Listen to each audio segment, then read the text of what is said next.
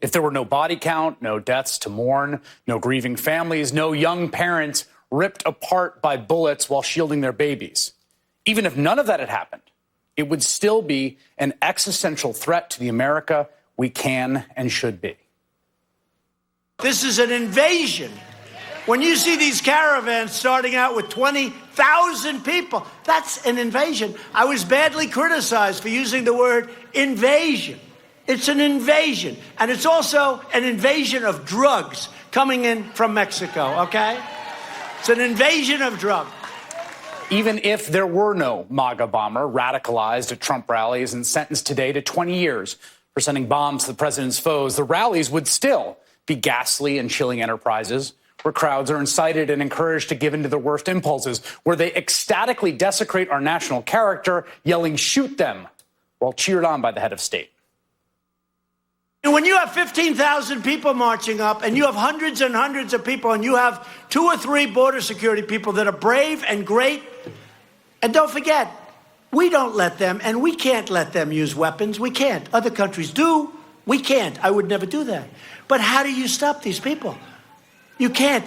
There's no... That's only in the panhandle you can get away with that statement.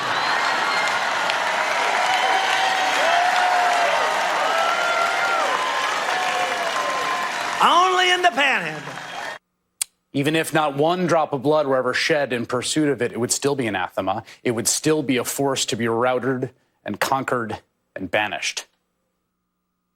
Anti-Semitic screeds.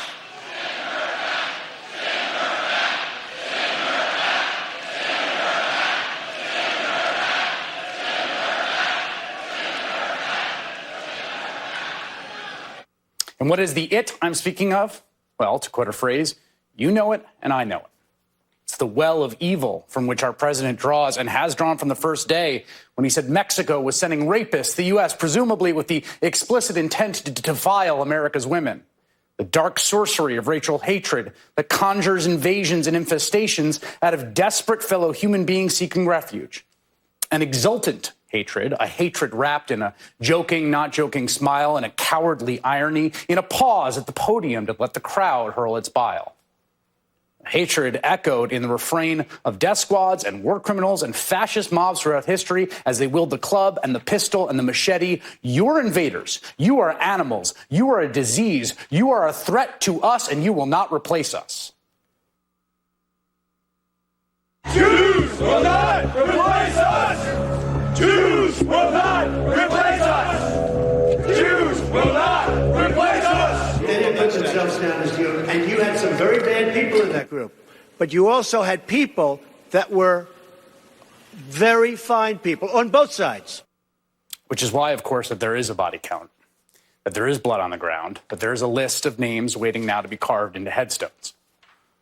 Political violence represents a distinctly destabilizing threat to the fabric of a peaceful democratic society. And it can and has come, and we should be clear about this, in many forms and from many ideologies. There have been leftist bouts of terror and religious fanatics and nihilistic maniacs. And let's not forget that a man tried to kill half a dozen Republican members of Congress, motivated, it appears, by his hatred of them and their politics. Congressman Scalise barely escaped with his life. It was a despicable act, rightly and roundly condemned by all. But the pattern laid out before us, repeated over and over again, requires willful obtuseness to ignore.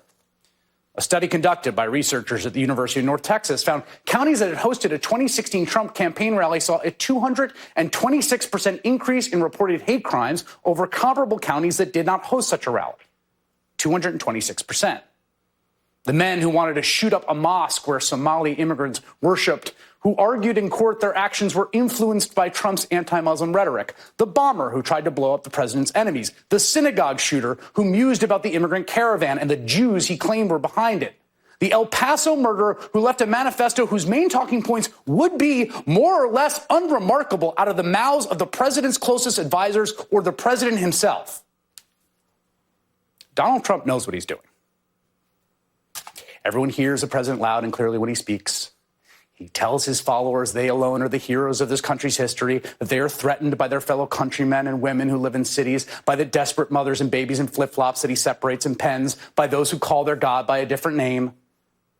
Time and again, Time and again, this nation must answer the question who it is for, who America is for. And the simple answer, time and again, must be it is for all of us.